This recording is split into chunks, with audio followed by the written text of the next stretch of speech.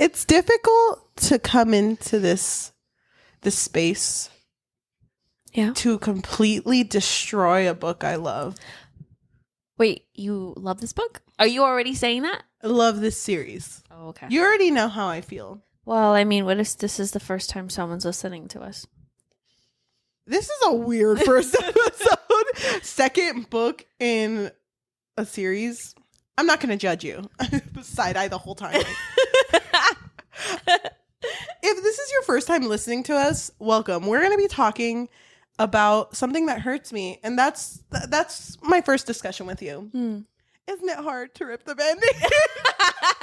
No, it's good. I'm excited. I can't wait to hear your beautiful thoughts, because if you, the listener, listen to our Powerless episode, which is the first book in the series by Lauren Roberts, then you would know that I had a lot of questions. I had a whole list of things that I was like, okay, this doesn't make sense. This doesn't make sense. Issues, right? I did not do that for this book. So, not because I didn't want to, but I was just kind of like, meh. Yeah. I put all that energy, I'm not going to give that much energy for I did write everything that bothered me on the last page of my ebook. So I really hope it didn't delete, because it was being weird. But I had a lot. So that's what I wanted to say, is that you brought that up in that episode. So I can't wait to see what you have to say. I'm just so sad because I already know what's going to happen in this episode. And I feel like right now, just figuratively, I'm standing there, I'm a child, I have a Band-Aid on, and you're like, you don't need it anymore, Cheli, just rip it off. And you're holding it. I'm not ready for the pain of you tearing apart something that I'm also gonna tear apart. Oh my gosh. So we're both tearing off the Band-Aid, is what you're saying. We are. I have my hand on your Band-Aid. You have. Do you think the issue with this book is that it was rushed? I don't know, because we talked about that in 1.5, that on our powerful episode. Please go listen to it. Thank you. When we went to go see Lauren Roberts, there was an author. We didn't go see Lauren Roberts, but when we went to go see an author's panel, Lauren Roberts was part of it. There was another author who had mentioned that you should be a little kinder to authors' second books, because they're usually written with a time crunch. I don't think Lauren Roberts was in that panel. That was with Tracy Wolf. Oh, you're right. I get it. But I understand that you're more pressured to rush out the second book, because, right now that the momentum is high, you don't want people to forget about your series. But at the same time, you have to really make sure that questions are answered, especially if there were questions in the first book. And I don't know, I just feel like this book, what this book, the vibe that it gave me was what you had said about the second book to This Woven Kingdom. What did I say? These infinite threads. You had said like it just took place in 2 days, and it felt like it didn't need to be. I don't know if you said it in camera or after. Sorry, but you had said like it didn't need to be a whole book. It didn't need to be a whole book. You're right. I didn't even think about the fact that this happens in 4 or 5 days. I don't remember the time span, honestly, of this book. I just remember thinking like, oh. Why don't we get into it? Welcome to another episode of the Book Fix Podcast, a podcast where we fix lives one book at a time. I'm your host, Yajaira. And I'm your host, Cheli. We are going to be discussing this in a way where if you get it, you get it. You're a girly and you're really going to understand every single spoiler, because we are going to fucking spoil. But trust, we kind of just have fun with this too. Yeah. So sometimes we like to over embellish. We like to keep it interesting a little bit. If I just want to add a vibe, I'll add a vibe. Yeah. That being said, I do recommend go read this book. But if you just want to kind of pretend to your friends that you did read it, be like, yeah, no, totally. Malachi and Kit both had a fifth brother. I don't know how many brothers they actually have. That's why I added another one. There was totally 3 in total. So where's the 4th? Don't worry about it. Don't worry about it. Can you give a summary for Power? No. Yes, Queen. Powerless. Powerless is a story that follows Paedyn Gray. Paedyn Gray lives in the slums. She used to have a home, but her dad, in her eyes, she assumed was murdered by the king. So now living in the slums, she fucking hates the king, but she's like, whatever, I can't really fucking do anything about it. So she really lives just being a thief. But she also lives in this world where a lot of people have abilities, and the king has lied and told everyone, people that don't have abilities, they're going to make you like weaker. So we just gotta, I don't know, commit genocide or something. And everyone's like, no, yeah, chill. No, that makes sense. So the king has an enforcer whose name is Kai and another son whose name is Kit. They're both his sons. One, Kit, going to become the future king. Kai going to become the enforcer to get rid of all these people that don't have abilities. All this shit going down. And then we have Paedyn. So Paedyn, living here in the slums, ends up running into Kai and accidentally not only pickpockets him, but saves him from someone attacking him. Because of this, she gets put into these trials that happen every so often in this kingdom called the Purging, in order to the trials are called the Purging. Yes. It's kind of like the Hunger Games, but it's supposed to emulate, this is what it was like when we got rid of people without abilities. But for right now, we're just kind of doing it for funsies. But the king is doing it so Malachi, Kai, can look stronger and better and a good enforcer. But it's kind of hard because he's like falling in love with Paedyn. And throughout this story, Paedyn starts to realize that Paedyn is also an ordinary, so she doesn't have any powers. Yes. But she's been masking herself as someone who has a mundane power, which is just like the basic powers. And she's pretending to be like a psychic. So that's why Kai's not, killing her or anything, because he thinks that she's a psychic. But Paedyn also realizes that there's a revolution going on of people that hate the king. And they're like, in that last trial, we're going to fucking mess with him. So you need to infiltrate, get some knowledge from those brothers, and let us know how to get in. And she does. And by the end of it, the revolution kind of takes over the last trial. A lot goes on, but just know at the very end, her and the king have an argument, and it becomes a fight because the king reveals that ordinaries don't actually cause a plague. They don't do anything to people with abilities. That was just a lie.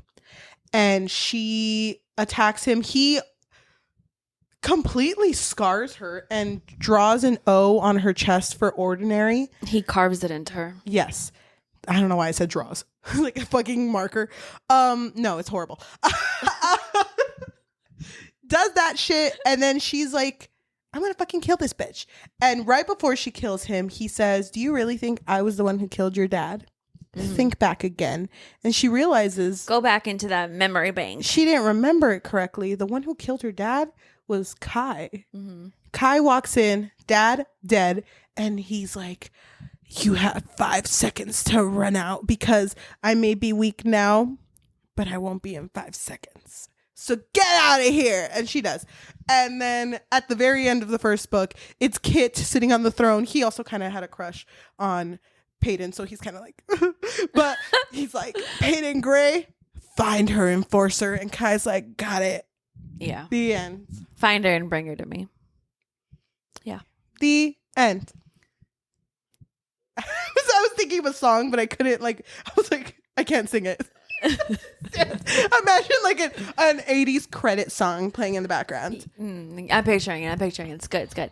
So now we go to Reckless, which is the second book in the series. So the story starts off with, I believe it's like a prologue.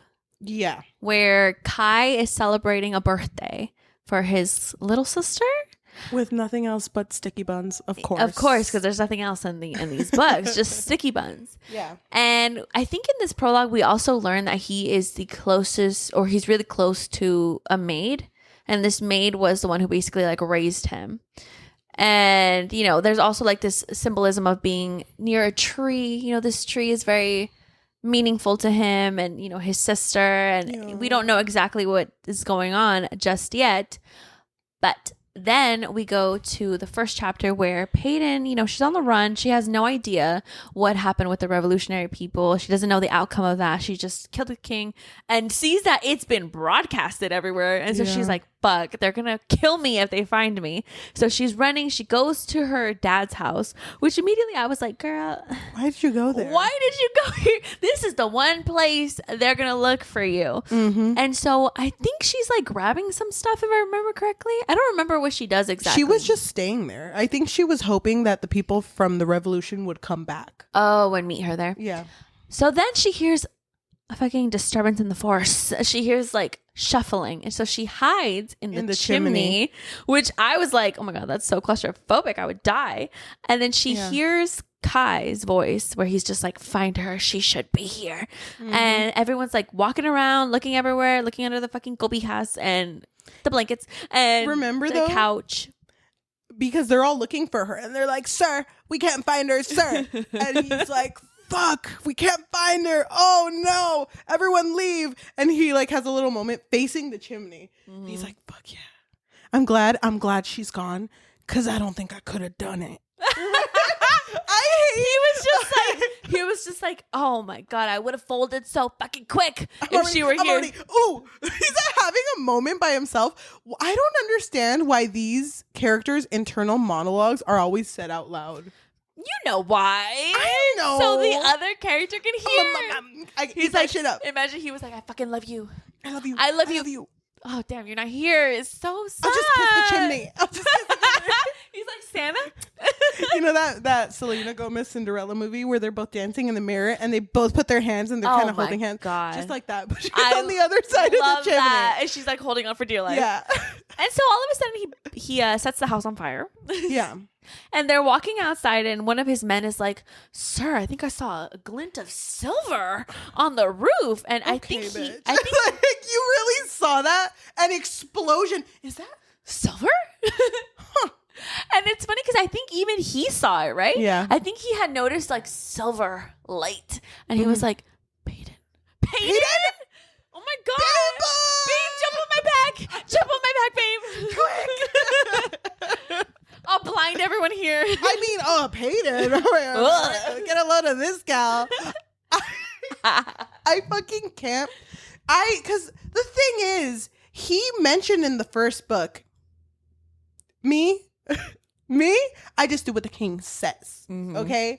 He's a rule follower. I don't fold. I'm so stiff. I've never even folded to pick up a piece of paper on the floor. Oh, fuck yes. I love that shit. You know what? I had mentioned it in the first book. I don't understand how not Kit or Kai, neither one of them ever questioned their dad. I really wish that at least one of them would have been like, it's a little sad, don't you? Isn't it kind of crazy that dad literally put a sign that said #genocide and we're all just kind of chill with it? We're just like allowing it to happen? Like, wait, isn't that bad? But we have sticky buns. Where are them sticky buns at? So... No, yeah, I hated that shit. Mm. So Kai's over here like, fuck, we gotta catch Paedyn. We're chasing her, but then she has to shoot someone, a military officer who's near her. And so don't you remember that she almost? Oh, you're right. You're right. She kills him. She kills him. Yeah, and that's the first person she's ever killed, and she can't even mourn over the fact that she just killed someone. Mm-hmm. So Kai, being the enforcer that he is, taught to be emotionless, is like, fold. He looks like the number 7 in a calculator. That man is like, oh my fucking God. I know Paedyn. She would be so fucking upset. I don't know why I sound like Jennifer Coolidge. She'd be so fucking upset if I didn't have a little funeral for this man. Everyone, men, gather around. We gotta bury him. We gotta bring his family. We need a casket. Have a little carnita asada afterwards. A barbecue. Paedyn. Wait, why are we doing this, sir? Are you fucking that was fucking Tim, okay? Tim, my guy? And then Tim's in the corner. Sir, I'm right here. Ted! That's what I said. I said Ted. And one guy's like, sir, why are we doing this? Is it for Paedyn? And he like crushes him and he just automatically dies. Shut the fuck up. I'm the enforcer, okay? So if I say dig. Tim, Ted? We all love Tim in this team. Do you remember when he first came here? March, April. One of those months between January or December. I love this man. And so one time I was hungry and he brought me a sticky bun. Okay, it actually might have been his. It wasn't the communal fridge, but damn, that's so nice of Tim Ted. So yeah, they bury him. No, but he's looking over him and picking him up, and Paedyn's on the top of the roof looking at Kai, and it's like, wow, his broad back, his fucking 40-foot shoulder width. His big ass. His big ass. Fuck. There's just so much to shoot. So much real estate. So I could fucking kill him right now. I have the weapons. I could kill him. But then she's like, oh, she hears him say, Paedyn wouldn't have wanted you to die like this. Because again, internal monologue. Yeah. Saying it out loud. Yeah, I do that shit all the time. And she's like, ugh. She folds like a 7 but backwards. And she's like, oh, bitch. Only this once. You win again. And then she leaves. Thoughts? It's kind of funny how when we start certain episodes, we're like, okay, that's the vibe we're going for. It's just like, okay, I'm accepting this. It's cool. Okay. I love it. I thought it was really sweet of him because, normal Kai wouldn't give a fuck. He wouldn't give a fuck about Tim Ted and whether or not he would, just fucking died there on the ground. Mm-hmm. But he knew that it meant a lot to Paedyn. So he decided to, bury him, have a little funeral. He even wrote a eulogy. It was very sweet, very loving. The family, made asada. Yeah, he was super sweet. Mm-hmm. He didn't do that. But imagine if he did. He sang the main song in the funeral. Mm-hmm. 1,000 something in the wind. And I just feel like it's a little weird to me. I think it's the saying out loud, that's weird. Saying things out loud. I feel like that's not very natural. And I will say my eyes are open now. I thought I had third eye. I thought I had 3 eyes wide open when I loved the first book and wanted to give it a 5 out of 5. But after reading the second book, COVID slowly leaving my body when I was reading this. She doesn't have COVID anymore. I sat up and I was like, hold on a fucking minute. You were like, wait a fucking minute. I was into the first book because I thought the flirting was cute as fuck. Mm-hmm. But I was over here like, she killed your dad, who you were conditioned to love. And all of a sudden, you're kind of, I know, but he didn't know that yet. We're just kind of okay with that. Like, you're still down to, like, love her. I thought there would be more, like, hatred at the very beginning. Mm-hmm. So I hate that it didn't start like that. They still have, like, an enemies to lovers kind of vibe, but it's definitely not how I expected it either. Exactly. I did expect him to be more cold towards her. Mm-hmm.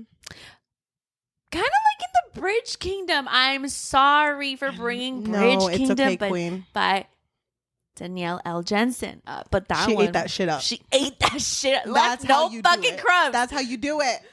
Sorry, Lauren. This book, literally, we could summarize in 5 minutes. Nothing happened. Nothing happened. So then after this, she's escaping. She's in the trenches. She's trying to go to another town, I think, getting as far as possible. But she's dehydrated. She's hungry. She's weak. I forgot why, but she's passed out also. It might have been from the hunger. I don't remember. Because she was in the scorches. It was so hot. Yes. So then a guard finds her and he's like, picking her up. She wakes up, stabs him, I think, or hits him. And he's like, fuck, last time I tried to help somebody. And he recognized her. Yeah, and then he looks at her and he's like, wait a minute, you're that girl. Wait, do me a favor. Can you pretend to stab me? Can you? Paedyn Gray. Paedyn Gray. The notorious stabber. Oh my God. Killed our beloved king. Rest his soul. Can you sign my pocket knife, please? Pulls it out of his body, please. Yes, she kills him. Because she's like, I really need to get to this town past the scorches because they're known. Well, she kills him because he wanted to sell her off because she's worth a lot of money. I mean, I don't blame him. These times be tough. Yes, she kills him And she's headed towards this other town because this town is known for accepting ordinaries, right? Yes. Which is a weird concept to me, that we're in this society where there's several kingdoms and none of these other kingdoms believe in genocide, but this one king does. Mm-hmm. And it's like, don't you see that none of the ordinaries are killing people with abilities? Is everyone just... Wait, hold on. I don't get it. I don't understand how the king was able to just brainwash everyone, and everyone was just like, yeah. The ordinaries suck. No, yeah, fuck them, actually. Yeah. I don't understand. No, I wish I I would have it. seen, like, I wish I would have seen the people in the kingdom and why they believed him. Mm-hmm. At least, like, one character throw in there. Well, cut back. Let's leave Paedyn in the scorches. She's passed out after killing this man. We are back in the kingdom, and Kai is looking defeated, and he's brooding over. He's hold like, on. Fuck. I love her. I mean, I lost her. He tells Kit that. Yeah. Fuck. And Kit's She like, duped me again. She got me. And he's like, he's still folded from that funeral. He's still a folded man. And Kit's like, we need to get her back alive. I know that those posters we put out of her with that hand drawing I made of her. I know. From memory alone. I know. It's like a beautiful image. You got every freckle. Okay. That's funny because it's Kit drawing it. And it's like, damn, how many freckles this bitch got? And fucking Kai, 27. How the fuck do you know that? I mean, I hate that girl. Cooties are gross. I'm only guessing. I think it was 27. No, yeah, last time we slept together. Slept together? He's like, wait, Bro, she was mine. I know. So now as the king, Kit is like kind of unhinged because he has not come out of his kingdom, his throne room, I guess. Oh, yeah, there's a lot of rumors circulating, Yeah. Kit. Like, they're just like, oh, he's moping. He hasn't left his room. He doesn't eat. And there's like a joke going on in the kingdom, like, your window's broken. But it's because he's always throwing out food from that window because he's not eating. So He's like, fuck this torta. I would never throw away a torta. Hell no. So He's in mourning. He's in mourning, but he's also conflicted because, like Kai, he also liked Paedyn. I don't know to what extent at this point. I think he just really trusted her, and he is heartbroken. Yes. Heartbroken that he trusted the wrong girl. So then Kit is standing in front of Kai in his little crown, and he's like, I need you to get this girl and bring her alive. I don't care that I wrote dead or alive. You need to bring her alive. And Kit's like, got it. I got it. He was like, I was planning to anyway. So he unfolds himself and he's like, got it, my king, my liege. And he's about to walk out. And Kit's like, no. Can I trust that you can do this? No. No, I love her. No, he's like, wait, what? Wait, what was the question again? But he's like, are you sure nothing is going to hold you back from this? And at first he's like, no, we're fine. And he's thinking to himself like, fuck, are we going to have an emotional talk? I'm not mentally prepared for this. Me and Kit just fucking bro it out. So then Kit's like, can you handle it? And Kai takes off his enforcer ring and is like, if I can't do it, don't give that shit back to me. But I will do it because you're my king and she may be my girl. She may be my queen. We'll talk about that later. But she will be my prisoner. That's basically so he goes for the scorches. He goes to the scorches. All of his men with him, and he's like, "Let's ride!" And they all got horses. Let's ride! Dun, dun, dun. Yeah, all these fucking horses. I think they crash into the body that she killed first. And it's funny because there's no indication that it's Paedyn, but it's like, stab wound. It must be her. I fucking hate that shit. I hated every single time Kai and her would talk, and he'd be like, you stab anyone lately? Are you gonna stab me? Oh, you little stabby bitch. Stab me right here. I know. Stab me in the fucking heart. Look at my tattoo. It's a little square so you can stab me in that shit. I fucking hated that. That it was meant to be like quirky, like she's the stabber. But it's like, no, that's a crime. Like, what? No one else stabs around here. No, she was the first one to ever do it. She only stabs. I hate that. I hate that shit so much. But they go to the Scorches and he is looking for her. And everyone's like, never seen her, never heard of her. Actually, we've heard of her. We watch TV. But we haven't seen her. But hey, the girl he saved tells her this. The girl he saved in book 1 is there and she's living her life and she's a little thief. Mm-hmm.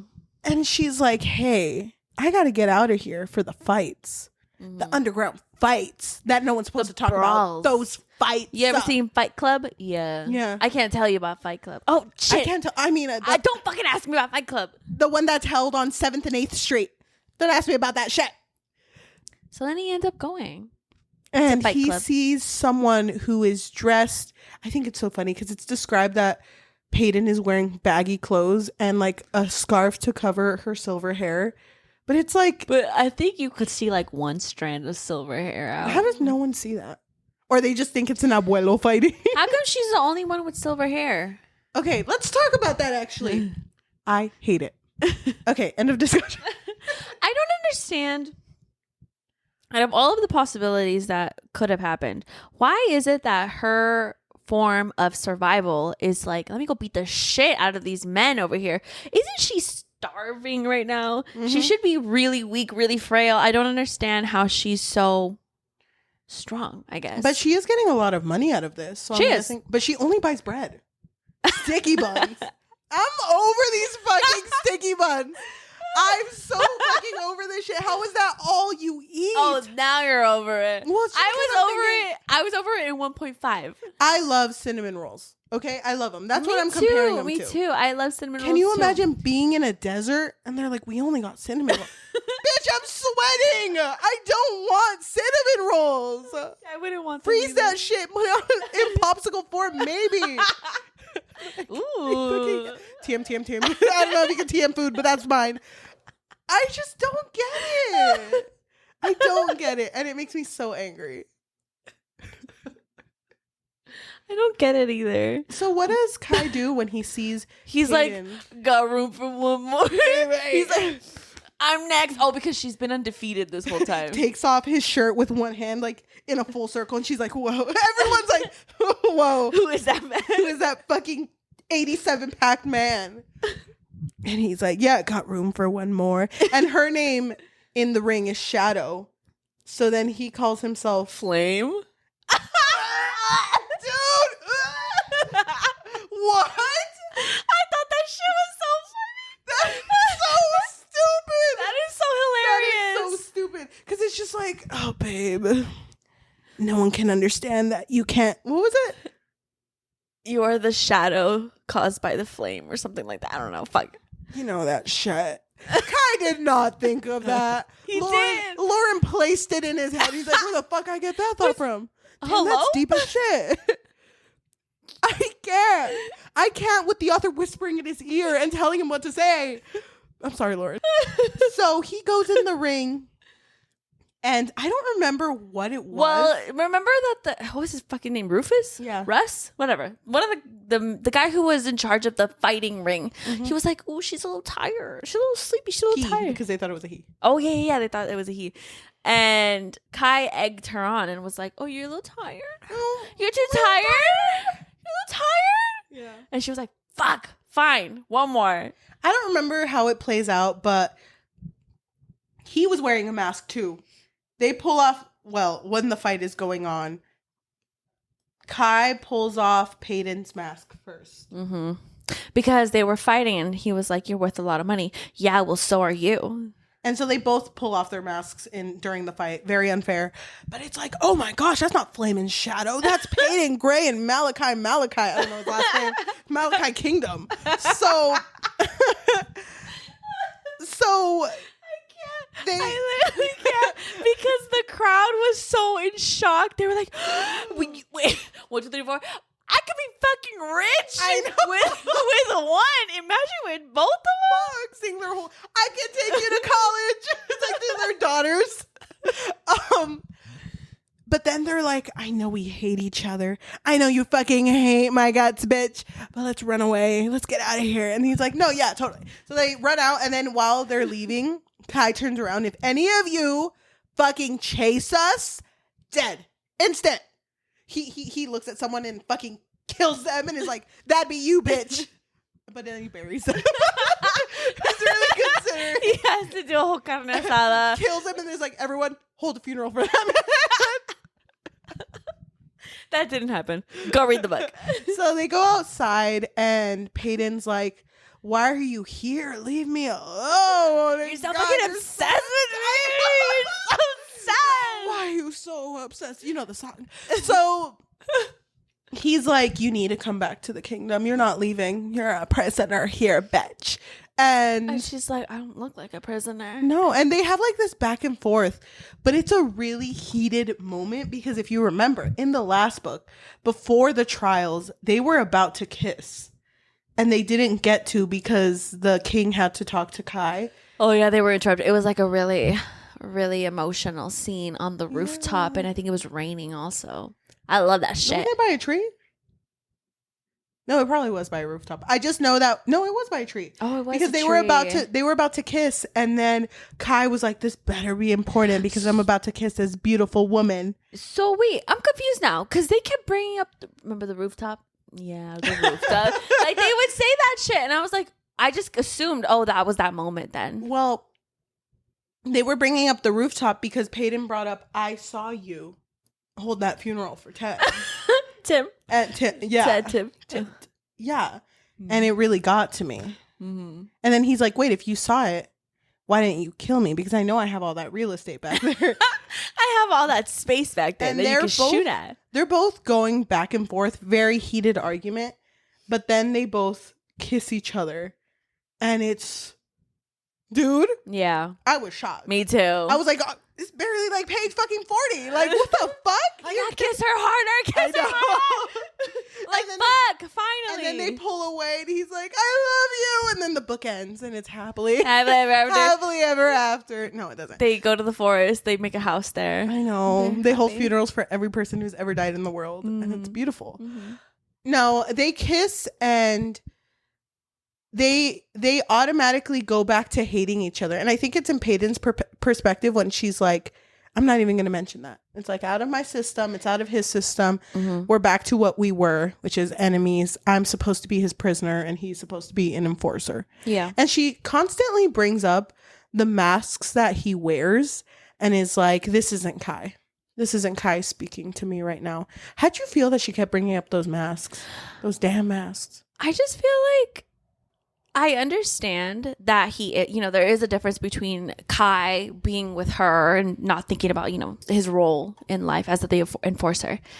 And then there's a difference between him having to go off and like kill the ordinaries. But I feel like we didn't really get enough scenes of him having to be this like enforcer, right? We only really had one scene in the first book. It would have been nice to see him be an enforcer and to see Paedyn see him be an enforcer. Yeah, like that's what I wanted, honestly. And then it would have made more sense to me for her to be like, "Oh, all these masks that he has to wear."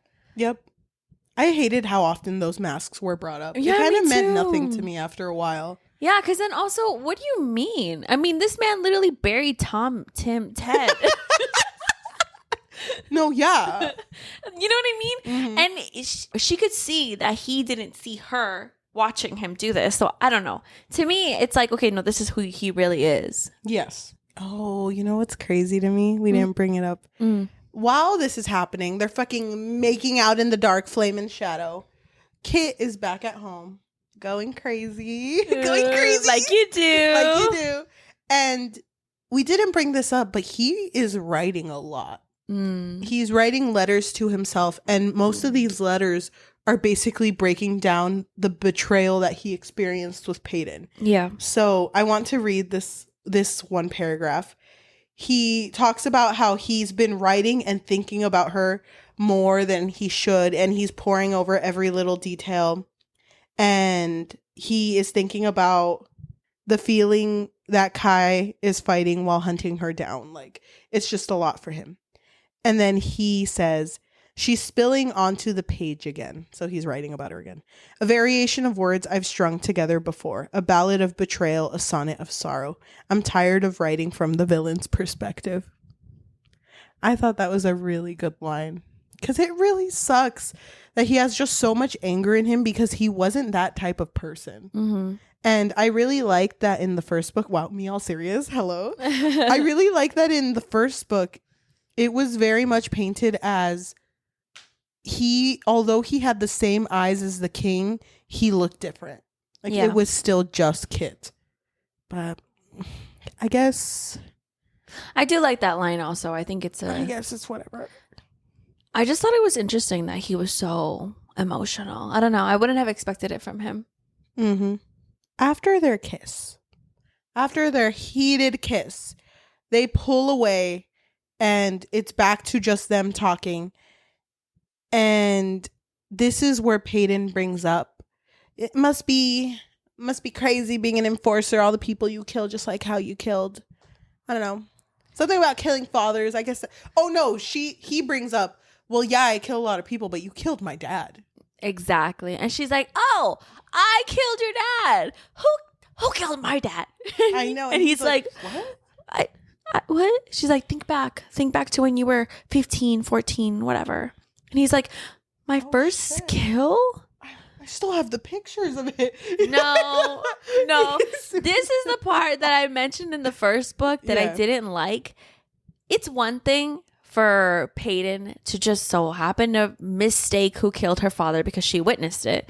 She thought it was the king for some reason. But then when the king was like, no, it was my son. Remember Kai? Okay, it's one thing for her to just be like, okay, it's too much trauma. I forgot. Fine. But he also had a moment where he was like, oh, now I'm remembering it clearly. It really sucks though, because he goes like, your dad, and then he like, his eyes widened and he was like, how long ago was this? 5 years ago. And he was like, fuck. And she says, I watched you kill him. I watched what you did. And this is the first time, because he's only calling her Gray throughout the entirety of the second book.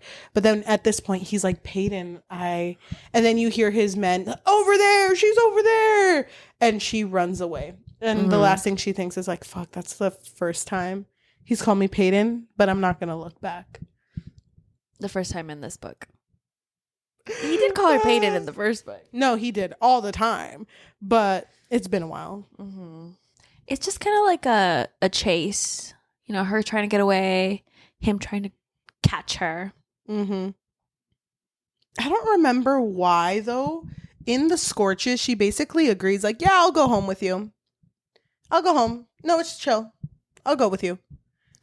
And they like hate each other. And I really hate this hatred they have for each other, because it was so obvious that Kai grew up in a world that he just had to learn torture. Mm-hmm. So it's like you told him that he's not the enforcer. Mm-hmm.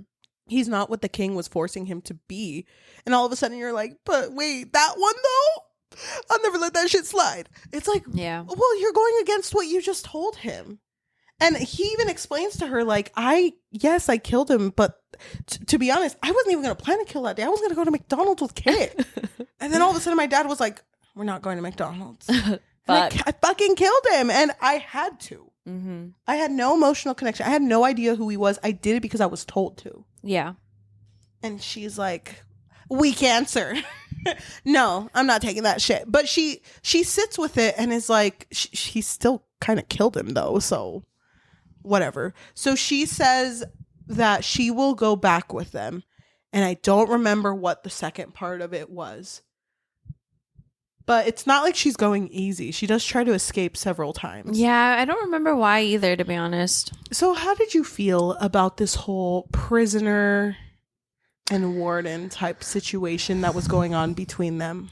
I feel like it could have been better. Or was it lacking for you? I don't know. I guess for me, it just felt like it was a whole lot of nothing. You know? Because I was honestly getting so annoyed with it being, okay, she was with him, his prisoner, fine. Then they get captured. Okay. It was all because of Russ. Remember the guy with the fucking Fight Club? Yeah. That guy. And then somehow they get broken out, or somehow it's somehow having to do with the people in the revolution. Mm-hmm. She ends up crashing into them. Now it's just Kai who's the prisoner. And she's just like, well, yeah, you're my prisoner, bitch. And so now they're traveling. I don't even remember where they were traveling. But then don't they get found out? Yes. No, I think they have to like split up for some reason. No, I don't remember what happens. Didn't the revolution kind of like throw her under the bus? Weren't they going to give her up? Oh, is that what happened?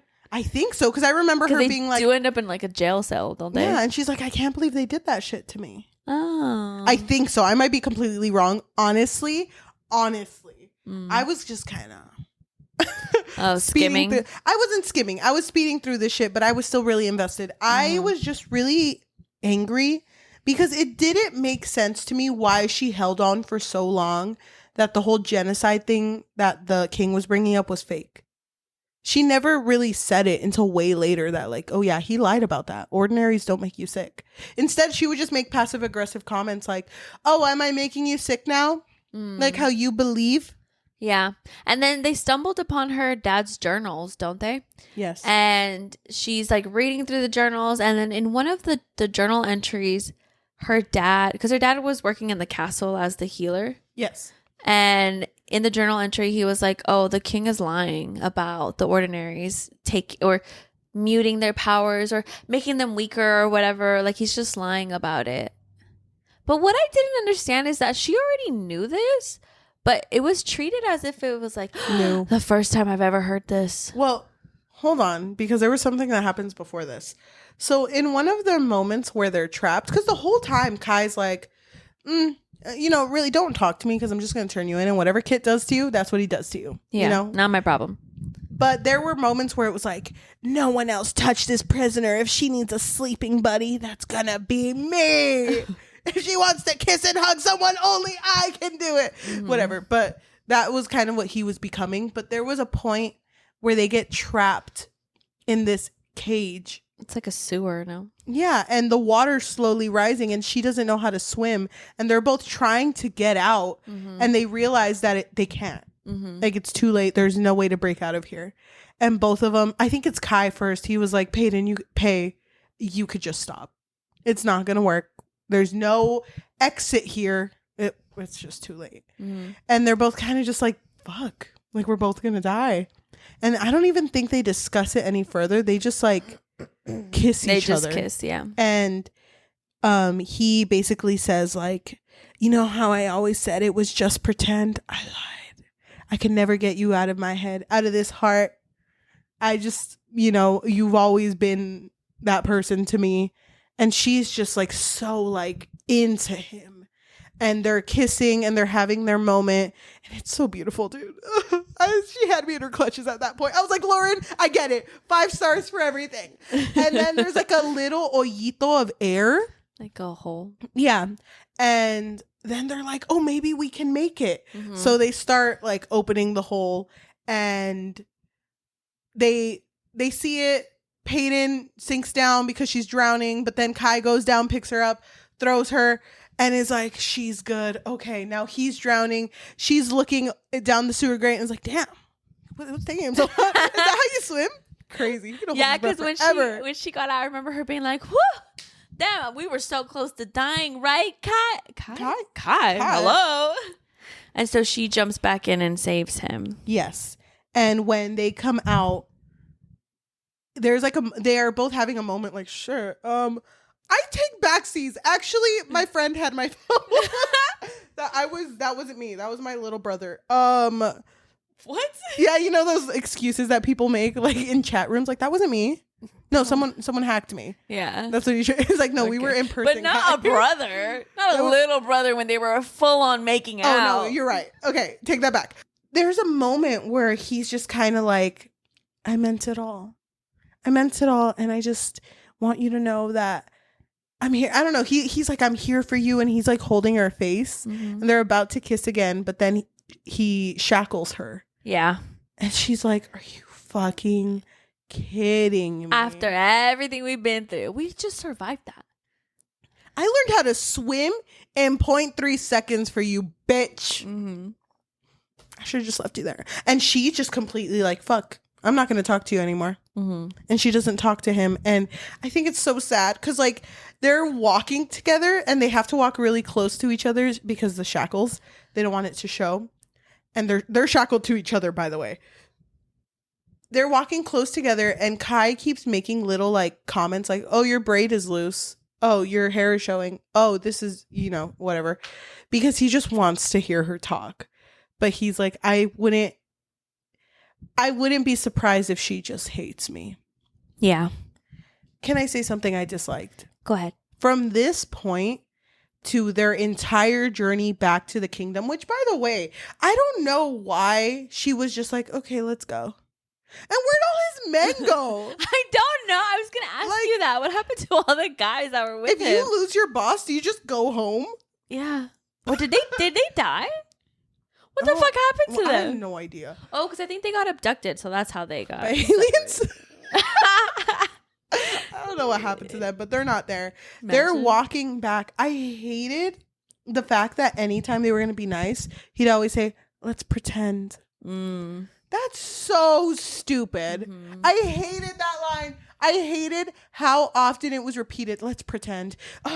Pretend. I hate that word. And it's like, shut the fuck We don't have to pretend. We don't have to. We could just be honest about our feelings. And even if they're not honest, I wish he would just say something and just be like, just kidding though. No, that's old Kai. I wish he would just do that. Them just being like, let's pretend while I tell you this fucking, I don't know shit. Yeah. I also hated that, they're in the middle of fucking she's a war criminal. Okay. Mm-hmm. And he's like, do you want an answer to that question? Then let's dance. Oh, yeah. They would always do the let's dance then. I'm so fucking angry. Why? Because it's you like that shit. I know I do. And Lauren, don't get me wrong. I was eating this up as if I hadn't eaten in a long fucking time. It's been days. But it's just you're trying so hard to make this an enemies to lovers when they've just been lovers the whole time. I felt like there was no high stakes to me believing that they wouldn't end up together because I knew that no matter what, they're still going to end up together. It's taking a very long time, but yeah. No, I felt like it's so obvious and he wouldn't hurt her. I wish there were moments where he did betray her and didn't feel bad about it. Or was it had to be done. I don't think I would love him if he did that. I know, but she would have to do the same thing. Mm-hmm. She killed his fucking father. But I wish there was something else. A dad for a dad. An eye for an eye. A dad for a dad. Name of the episode. A dad for a dad. Yeah, exactly. I just wish that there was more hatred behind this enemies to lovers. But there really isn't. To me, it just feels like they just love each other. I will say, I really liked that moment where they were in the forest near the stream. And they just made out uninterrupted. There was nothing stopping them. Mm-hmm. And I don't remember what it was that they said. But they had a very vulnerable moment. And that's when they read Paedyn's dad's diary. Yeah. And then I think it was because Kai realized that his life was basically a lie. And he was like, fuck. He didn't believe it though, right? He was kind of on the fence. He was a little bit on the fence, but I think he wanted to present this idea to Kit and see what he wanted. Because he's the king, so it would be up to him. Mm-hmm. Nearing the end of the book, they are walking back. Fucking revolutionaries, nowhere in sight. His men, gone. Horse, dead. Oh my God. It's literally just him and Paedyn. And they're walking through the garden. You could see the kingdom in a distance. And they're walking through this garden. And Paedyn's it's like that scene in Shrek where it's there it is. I thought of Shrek too. Thank you. I also thought about Tangled when they were under the fucking water. Yeah. Almost drowning. I was like, bitch, sing. Sing so your hair will glow. Fuck. Me about Paedyn. But they're there and they're just kind of looking. Don't they have a passionate night though? Just that's full of love and that's at the stream. That's at the stream. But then doesn't Kai tell her, let's just run away, babe. You and I should just run away. No, yes, kind of. But he comes to a realization this is wrong. Mm-hmm. I don't want to do this to you. I How could I love you? No, yeah. Question mark? Because she's like, but this is your job. Hold on, I'm getting my baby. This ready. is your job. This is your all job. of a sudden, you kill people, babe, and it's okay. All of a sudden, she's like, no, but you have to be a good enforcer. How could I do this to the girl I love? No, to the girl I've fallen for. And he's like, she says, like, babe? Wait, babe? Fallen for? No, wait, you're pretending, right, babe? What are we? You're pretending, and it's like, no. I'm done pretending. I don't know if you knew, but I was never pretending. Babe, really? It's like, yeah. Can you imagine if this is actually how the dialogue went? I would bury myself. No, he's just kind of like, it was never pretend. Mm-hmm. Like, you're so important to me, and it's sucks. And he's like, can I be Kai for a second? Because I think he talks about his masks. He's like, I don't fucking care about the enforcer shit. I don't care about any of this. I just want to be with you. Mm-hmm. And if I can't, then I just want you to go. Like, you don't deserve what's going to happen to you. And well, he does say, I have no idea what Kit plans to do with you, but it can't be good. So maybe you should just run off. Yeah. So she's about to, I think. But then all of his men they come in Hawaiian shirts, fucking coconut with a little umbrella in it. Oh, sir. Throw that away. Fucking Dole Whip in hand. They're just like, wait, sir, we were not vacationing. While you have fucking Mickey Mouse ears. Sir, you're, sorry, you're okay. I mean, we were looking for you, sir. Oh, fuck. I swear we were. Yeah. We thought you were dead. Wait, what the Wait, so do we consider that as overtime? Like, because we never clocked out. Sir, is that Paedyn Gray? And he's like fucking holding her hand. He's like, oh, yeah, no, gross. No. So basically what happens is he sees his men at the distance and he looks at Paedyn and is like, just follow my lead, okay? And she's like, okay. And then the men take her and he's being kind of like cold towards her. And then they're heading back to the castle. And then what happens? When they get there, Kit looks at him, king face. Well, I mean, he still looks tired as fuck, hasn't eaten, looks kind of crazy, but king face. And he's like, you've arrived, my dear brother, home safely, I hope. And he's like, yep. And he's like, any unforeseen circumstances happen? No. It wipes the fucking lipstick off his face. No. Nope. The kiss marks all over. I know. What? Unforeseen circumstances. No, fucking weird. Like, there was like a bunch of leeches, I guess. I don't know. Crazy. Fucking hickeys everywhere. I know. Nope. I think we're good, actually. I don't know. Crazy. So he says there is no unforeseen circumstances. And he's just kind of like, I brought her back, didn't I? Brought her back. But there's something. Does he want to tell him? Like, there's something you should know. I think so. I think he wanted to like. Oh no! I think he wanted to mention the journal entry. That's my guess. I don't know. But then the king is like, Kai, enforcer, sit down. Shut the fuck up. Shut the fuck up. And he's like, yes, okay. And he walks over to Paedyn and he's like, stand for me. And she does. And he's like, everyone in the kingdom, all of these men that went on vacation. And it's like, no, we didn't, sir. Everyone, I want you to know, you are to be my bride. Chapter end. That's the punishment for killing the king. She gets to be welcomed into the family. Fucking knew it, bitch. Hello? Knock knock. Hello? That's fucking wild. That doesn't make any sense to me. Why would you want to marry an ordinary? You're right, because he didn't even know yet. About that whole thing. I think he's just obsessive now. I had written a note before and I wrote that Kit is a character that makes me really sad because it's kind of hard to blame someone for their values when that's the only thing they've ever known. You know, when you're so sheltered, he was a kid and he still technically is a kid. Hasn't really grown up and experienced the world. The only thing he ever experienced was one day he went to the slums. And honestly, that could have been such a positive change if it weren't for the fact that someone killed his fucking dad. But he has so much shit going on that I feel like he's not thinking correctly. And it's just kind of like, okay, let's just do this shit. I'm king. They can't question me. Mhm. And there's even someone that comes up to him who tells him, like, you do what you need to, because right now, you just being in your room, you look weak. So you walk out and you take charge. It was Caleb. You're right. What the fuck was Caleb doing here? Dude, I don't even know what the fuck went on in this book.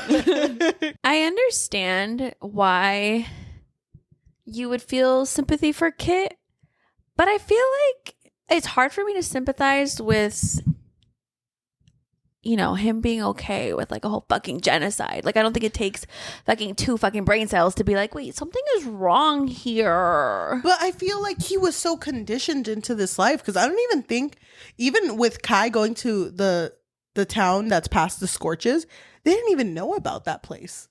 Like, he had heard things because he was more going to the slums than Kit was.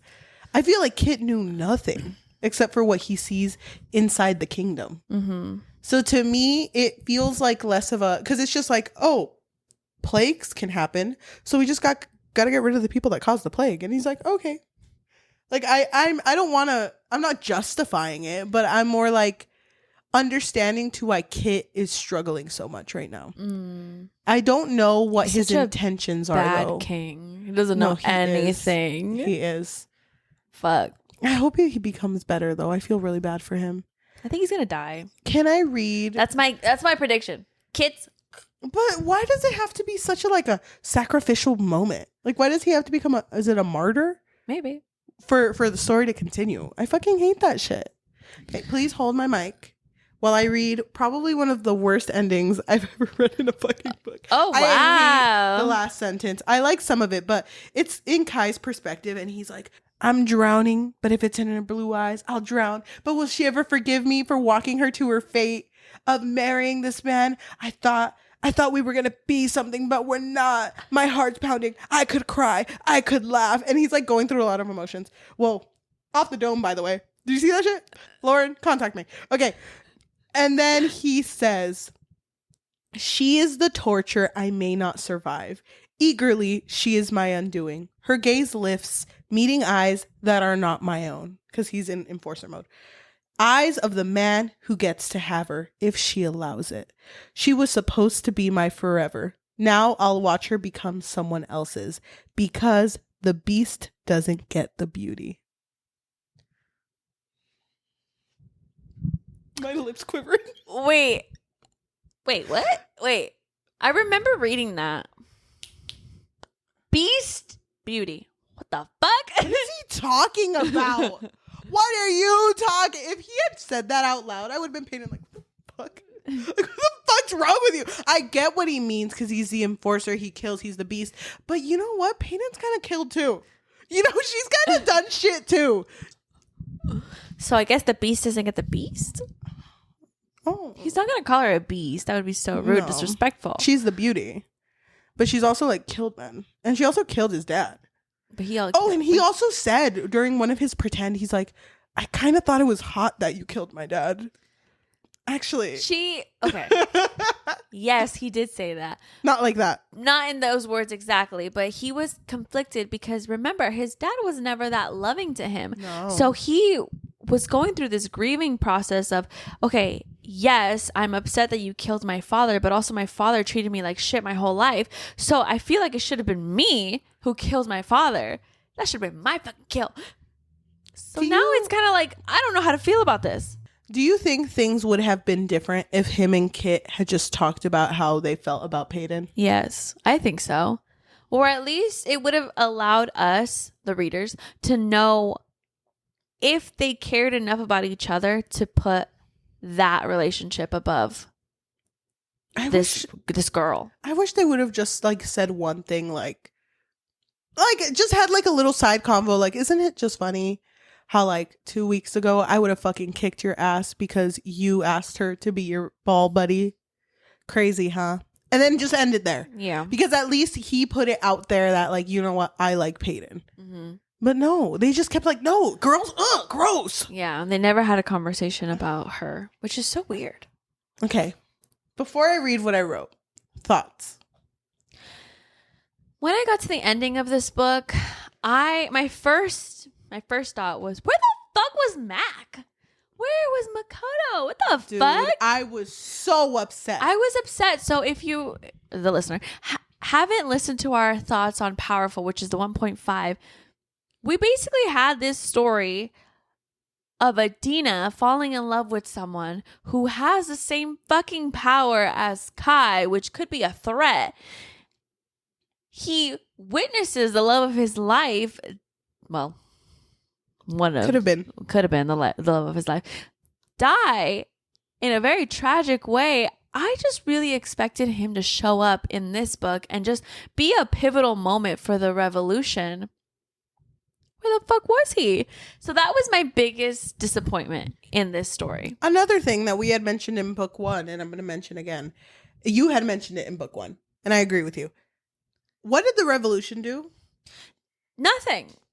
What do they do? Like, I feel like they should be such a bigger part of the story. There should be changes that they're noticing in the kingdom because of the revolution.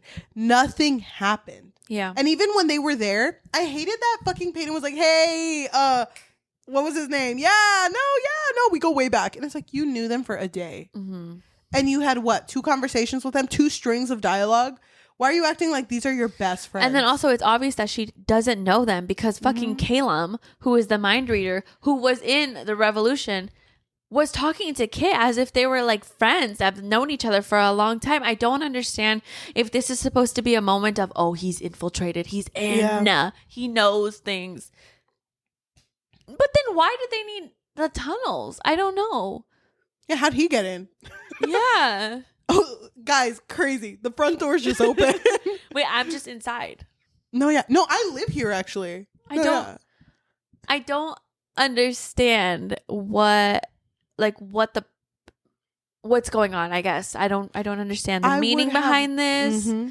I would have loved, like I told you, if Makoto, Mac, if he had just become that revolutionary guy. And they were like, no, we found this new guy. Mm-hmm. He's a fucking tank. Or if he's... We call him Big Mac. He's so fucking crazy. Fucking again with the McDonald's. We don't endorse McDonald's. No. Fuck McDonald's. Yeah. So I just feel like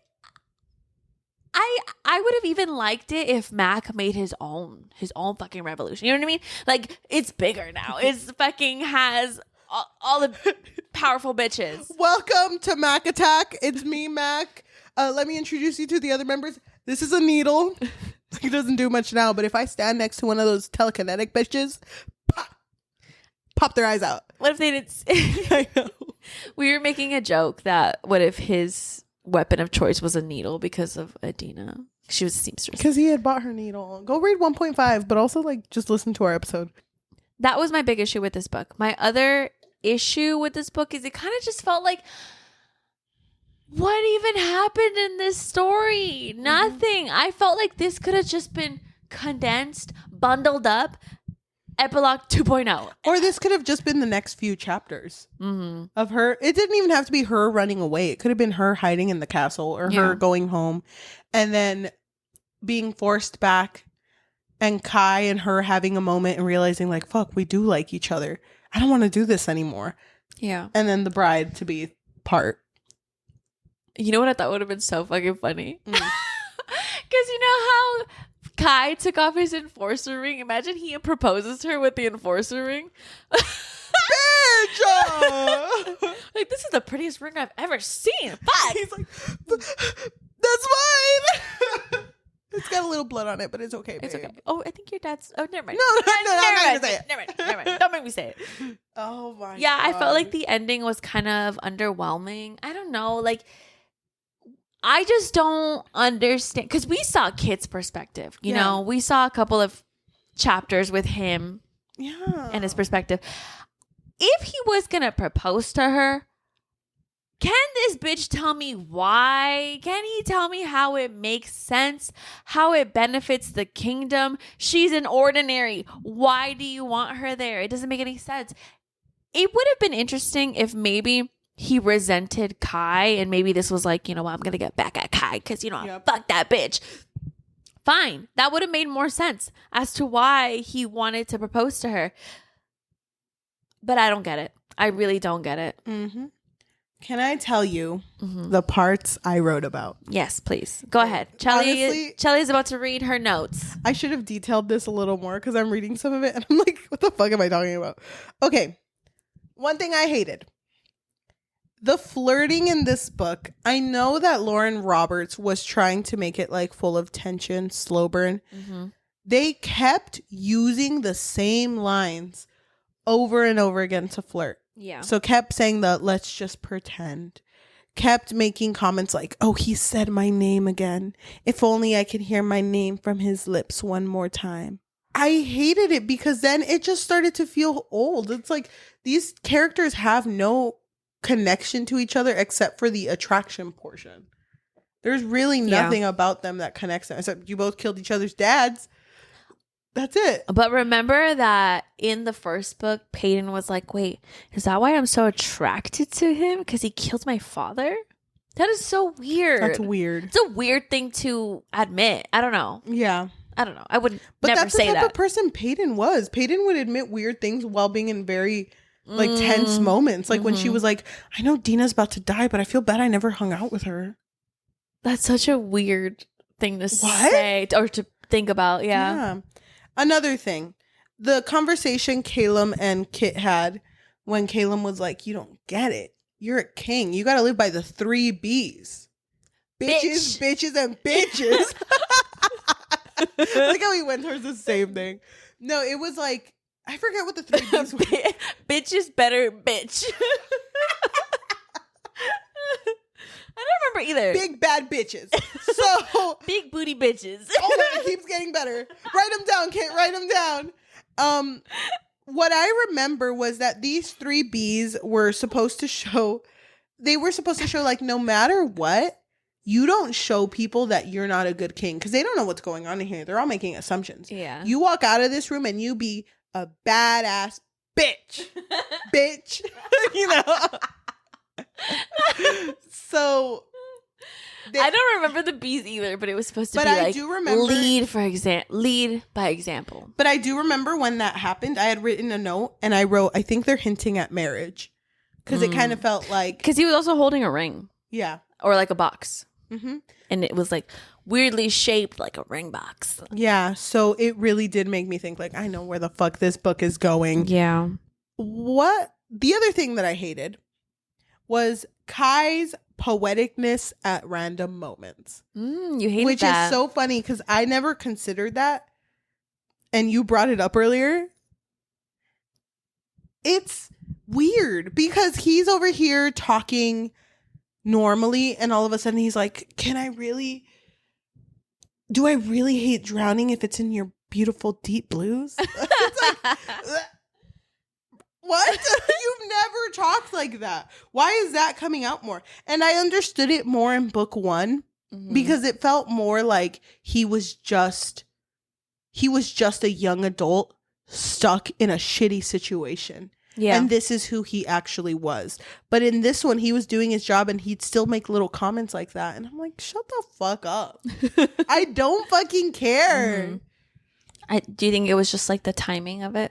Yes, I think it was the timing of it. But I also think that I didn't enjoy that he still had all of his masks. I wish there would have been a moment where he cracked and he lost his cool. And he was like, fuck, I don't fucking care about this shit. I don't want to fucking kill anyone. I just want to be with you. Yeah. Like, is it wrong that I just want to own a little farm and have like 4 fucking goats and just live with you? Like, I wish he would have just lost it. And you know, like, why did I think you were going to say 4 fucking children? He's saying goats? Maybe we'll talk about that later, babe. Yeah, I think that would have been really nice if he would have just had a moment of being like, you know, oh my God, like him chasing her, trying his best to grab her, and then finally grabbing her and then being like, wait, fuck, I don't even fucking care. I don't even care. I don't even know what Kit's doing. I don't know what he's doing. Also, another one. I wonder if you could see this on the camera. Where's Mac? Where the fuck is Makoto? Yeah. We already said it, but it just makes me so fucking angry. He should have been there. It's funny because I texted you and I said, I really am struggling with rating one of these books. Because you remember, before we talked, I had given Powerless a 5. Yeah. Because I loved it so much. And I was sitting with this one and thinking about how much I hated how it was written. But because I love the character so much, I'm like, am I going to give it a 5 off of vibes alone? Because I want to. And I had given it a 4. And I was like, okay, I'm okay with this. But then the next day, fucking restless, sleepless night. I'm like, I just love Kai so much. And I wake up the next day, no sleep. In a cold sweat. Yeah, in a cold sweat, waking up from a fucking fever dream that I'm just experiencing this book again. And I was like, okay, I need to think about it like this. I love this book so much. I don't know why it was getting to me so much. I guess I just hyperfixate. We can talk about that later. Yeah. I was like, is it wrong to rate a book that I know is bad a 5? No, I don't think so. I think that your rating is your journey. I know, but then I gave the first book a 2.5, and I like the first book more than I like the second book. So it hurts that, Lauren, you had 3 tries. You threw 3 screwballs. And you screwed me over. I fucking thought that it would get better, and it didn't. At first, I was like, okay, you know, world building, I understand, and these trials, okay, fine. But it just feels like nothing was from the same book. There was no cohesiveness. There was no after trial conversations. Blair just won, and she's out. Where is Blair? Where the fuck is she? Did she get her 20,000 shillings? Also, I didn't understand the currency, because how was it that 20,000 shillings is just like, okay, that's a big amount, but it also costs 1 shilling to buy a piece of bread? How much is 1 shilling worth? $1 for a piece of bread is fucking crazy. You're like doing the math. Yeah. Like, hold on. Wait a minute. And I forget, there was like a point where it's like, you know, all this bread that you're giving to your men and all the pork would normally cost 8 shillings, but I'm going to charge you like 30 shillings. And it's like, okay, wait, hold on. $8 to feed like 40 men, but $1 for a fucking piece of stale bread. Lauren, this is what happens when a math teacher reads your fucking book. I just didn't understand. You're like, hold on, carry the 1. And was hold there, the fuck on. and the fact that their currency is dependent on 1 coin, it's just a shilling. It's just a shilling. Yeah. There's no half shillings, 0.5 shillings, No. 0.35 shillings. Just 1 shilling. What the fuck? Oh, actually, that's 1.5 shillings. You do have to cut that piece of shilling. It's like, Bite it. It's trying to break a penny. Like, I don't fucking understand that shit. That made me so angry. That's a really good point to bring up. That I didn't understand the concept of money. Because it bothered me, because this kingdom was failing. It was, there's a slums portion. And then beyond that, there's people living in ruin and poverty. Like, thieving around and killing people's just like, you know, we don't really have a police force, so you kill someone, that's on them. I was also thinking, isn't it crazy that there's so many thieves? Yeah. Like, it's just like a thing. I don't know. I guess, I don't know. I don't know how to bring it up in a way that my brain is trying to comprehend that there's this kingdom who's supposedly supposed to be striving because, you know, they're killing all the ordinaries that are sucking out their powers. But then it's also like you have this whole loot area full of thieves. And I also don't understand. And this is like a, who knows how the society worked in this. But you're telling me that from 11 to 18, Paedyn didn't try to find a job? That's too boring. she was like making 1 shilling a day. Can you imagine trying to be a corporate girly? You're right. I'm just kidding. That's a really good question. I have no idea. Because Mac did it. I don't know. What was Mac's job? I don't remember. He was something like a construction worker, because he would come back with like. Oh yeah, you're right. Yeah. I don't know. It's weird to me that she was like, thieving's my life. And what about it? She could have been something. I don't know. It's just weird. There was just like a lot of things. Like, I wish she would have explained why that was her only choice. Mm-hmm. Was it because they do a test before to check that you actually have powers? Oh, you know, like, I don't. That's a good thing. Oh my god, that would have been good to see. Know. How do you check someone's powers? I don't know. Read my mind. Maybe. It's the mind reader who checks. Yeah. And then I just Caleb. like, Lauren, you gave us all of these abilities. We see the same 4 fucking people the whole book. There should have been more. Like, and even in the first book, like with all the people in the trials, I don't even remember half of their names. Ace. What happened to Ace? He's gone. Is he dead? I think so. Oh, yeah, he did die. R.I.P. Ace. Rest in paradise. What happened to Jack? Jax? I have fucking no idea. He made it, right? No, he made it because he died for a second and then they brought him back. He's good. He's good. Yeah. Kai killed him. No one talks about that, huh? You remember that? But wasn't he? Yeah, he was in like a mind. He was like seeing an illusion or something. Mm-hmm. Okay. I just wanted to see Kai lose his cool, but instead I saw Kit lose his Well, cool. he's definitely gonna lose his cool in the third one because he's gonna see his love. Why didn't he be react? his sister-in-law. That's weird. Oh. Why didn't he react? What do you want him to do? Fucking beat the shit out of him? Well, he was so down on the outside, being like, you know what? You go do your life. I'm breaking the rules. I know I am, baby, but it's okay. Like, he should have went in there. You know what? Fuck this shit. I could beat Kid up with my pinky. I don't fucking care. Imagine he was like, wait, she's gonna be in the room next door. They're just gonna have an affair the whole time. Ooh, this could be spicy. Do you think anything's gonna happen between Kit and Paedyn? I don't know. I have no idea. Because Paedyn, I think, not Paedyn, Kit is into her, right? Kit is into her, yeah, for sure. 100%. He's gonna like try to woo her. Yeah, he is. What if she swoons a little bit? If she does, I'm not here for it. I'm not here for it because so much for them being plot like, twist. Instead of Kit dying, it's Kai.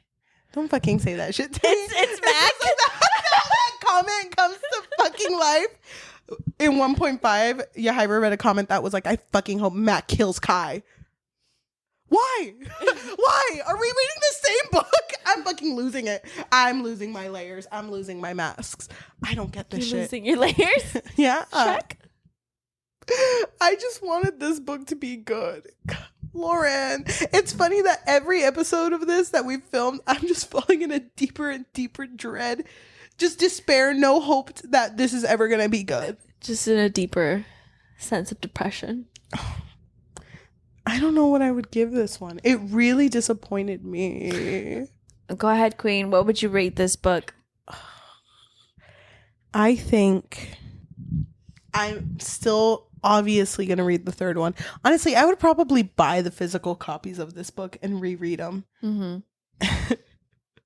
But it's just there was so much lacking. The lack of Makoto, a Big Mac, the fact that he wasn't in the revolution, the fact that none of this connected the way I wanted it to, and it was just fucking flirting for 5 days and then being like, wow, I don't think she likes me. Like, and I just felt like this book was just little excerpts of them being cute together. Yeah. It's like, she's a fucking war criminal and you're supposed to be an enforcer. How are you breaking so easily? Yeah, he did fold a little too quickly, huh? Dude, that bitch was a 7 full way through. That being said, I think I would give this maybe like a oh my god, why can't I look at you? 1.75 to a 2. Yeah, I think I would be in the same range. Like about a 2. It makes me sad. Because that moment that you mentioned of, you know, them nearly drowning and almost dying and breaking and just being like, fuck, and then just making out. I just feel like some of those moments did work for me. I was like, okay, they're cute. They're about to die and now they're like desperate for each other. Okay, yeah. I get it. I understand. But I just wish that there was a little bit more. I don't know. I wish that moment when they were in that sewer thing, I wish that would have been their first kiss. Oh, I think it would have hit more. That would have been a good first kiss because they're about to die. And like, you know, it would have just been tension. And then her seeing, like, her describing his face as like it wasn't an enforcer, it wasn't Kai. This was like completely shed of all that. Yeah. This was a new man. Never seen before. That's mine. That's my man. What a fun series to talk about, though. I had a lot of fun. Are we going to talk about the other one? Yes, we have to. We're in this deep. Can I ask you a question? How do you feel? Great doing business with you. How do you feel about Lauren Roberts? I feel like Lauren Roberts created a world that I could really, really enjoy. I think I mentioned it in the previous video that we did, 1.5, where in her first page with the map, she laid out the abilities and kind of just like categorized them of like mundanes, offensive, defensive, and I just feel and the ones that will get you killed. Yeah. You can't have this ability because it's too powerful. I feel like I really love this world that she created, and I just wish that there were more. I don't know. I think this is a good start. Yeah. And I could see her next series being better. Hopefully. I believe in you, Lauren. You got this. You ever watched that one movie that Andrew Garfield was in? It was called Tick, Tick, Boom. No, I never saw it. So the movie, it's basically about this guy who really wants to make a musical, and he's just so like, this musical is going to be innovative. It's going to change the whole world. It's going to change the musical world completely, flip it like to something it's never been. And it's him just trying to get this musical out there. And when he finally does, it doesn't do well. And he's just kind of disillusioned. But someone tells him like, that's how it is. You need to make another one now. And it needs to be better than that. And it just kind of hit me because it's like, wow, when you're making something creatively, you put your whole heart and soul into it, not knowing if it's going to get any good reception. Yeah. And it really sucks. And doesn't it kind of feel like, not talking about this book necessarily, but just in general, it really just depends on one person with a lot of fucking followers to just love your book, movie, whatever. Yep. And then you're good. Mm-hmm. Even if it's not good, you're good. Well, that's what happens with It Ends With Us. That's why, I feel like that's why Coho is big. Yeah. The right people ended up liking her work, and that's what happens. Yeah. It just really sucks, though, because, well, when it comes to this book, just like you said, I feel like Lauren Roberts is going to grow as an author. Mm-hmm. I hope she doesn't lose her spark. Yeah. No, she's got this. She's got this. She's got this. Lauren, if you need an arc reader, hit us up. I'm so down to read her arcs. I am so down. I feel like you and I would be super honest about it, still cry about it, and give her all of the good feedback that she needs. We'll see how Fearless is. Is that what it's called? Fearless. Oh, I'm scared to let go. I feel like... Oh, I don't know if this is a trilogy. I think it is a trilogy. Yeah. I'm going to make an assumption, and it's not a great assumption, so I'm sorry. I think that there's going to be a lot of plot holes. I really hope there's not. Lauren, I trust you and believe you, and if you just need to talk it out, just reach out to us at thebookfixpodcast@gmail.com. But I just really hope it's better. But I've been having my hopes up since book 1. It's 3 books in now. Yeah. Fuck. It would be nice if she did a 2.5 and it follows what Makoto's been doing. Oh, that'd be so good. Lauren? He's been in the background the whole time. He's just like watching Paedyn. Who do you also searching for Paedyn? Who do you think made that hole in the sewer? Thank you. Trying to kill her? I know. What the fuck? If you are listening to us in audio form, whether that be Spotify, Apple Music, Amazon, or anywhere you listen to podcasts, thank you so much. If you can leave a rating of 5 stars, because it helps a ton. And if you want to like recommend us our next read, you can also leave us a review in any of these platforms. If they have a little bit of money, what can they do to support us? So we do have a Patreon, and at the moment there's not much on there, but if you want to show that you appreciate how much we post, how much we review, you can find us on patreon.com/bookfix. But if you don't want the commitment of monthly, then you can find us on Coffee, which is ko-fi.com/thebookfix, or buymeacoffee.com/thebookfix. If you are watching us on YouTube, thank you so much. If you can like, comment, subscribe, and hit that notification bell, because we post every Tuesday and Thursday. It is a trilogy, by the way. Wow, it's going to have to wrap everything up in the next one. If you want to support us on social media, we do have an Instagram, Threads, and a Goodreads at the Book Fix Pod, THEBOOKFIXPOD. And we also have a TikTok at the Book Fix, THEBOOKFIX. So why don't we read some reviews? I'll read a negative. Okay, so Cheli and I are going to read a positive and a negative review of this book. This one's kind of long, so I'm actually just going to read the first sentence of all of the paragraphs because I feel like this person makes pretty good points. This comes from Im, who gives it a 1 out of 5. This managed to be so much more disappointing than I could have ever imagined.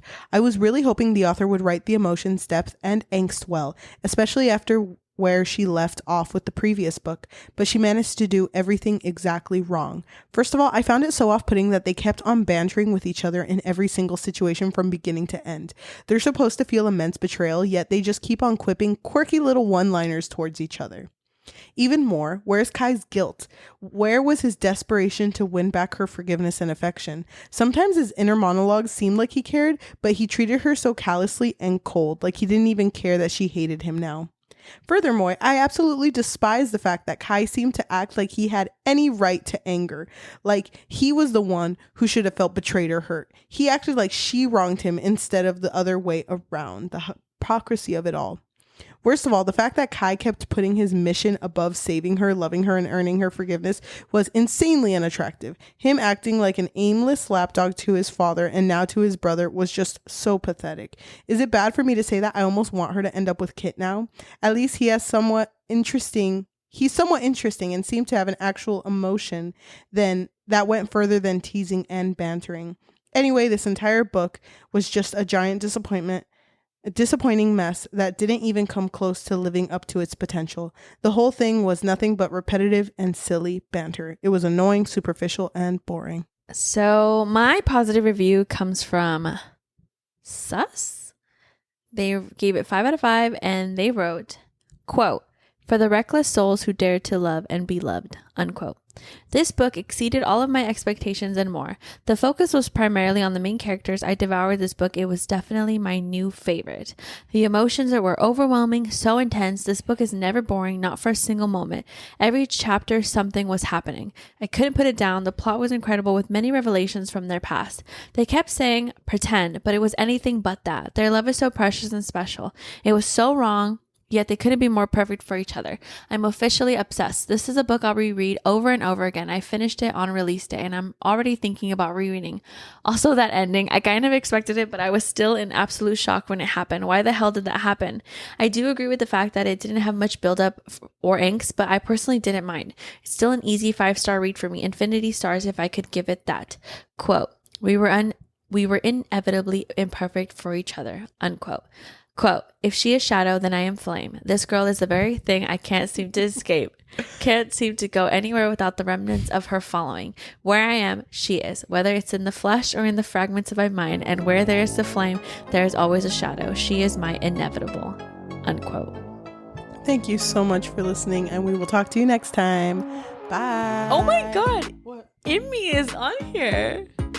The person that you reviewed, that you wrote the review, wrote, did you like it though? For me, it was a big disappointment, but I hope it was better for you. Heart emoji. Oh, Immi. Oh, she's a girl's girl. Oh, yes.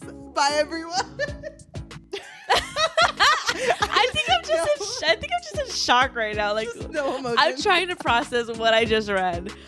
It's funny. It's just like as soon as this ends, we're just like, are we done? No, we're not. Are we done? Like what? We're not friends or something? Like we're mad at each other? Yajaira and I have been hanging out a lot, and it's been really good. It's been good. Really good. I feel like we're mending. We're mending what's been broken. All of our fights. I'm just kidding.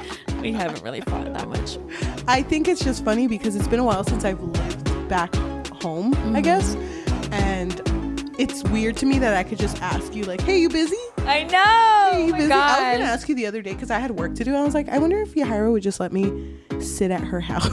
Yes, you definitely can. Thank you, Queen. Now I know for future Now you know. future reference.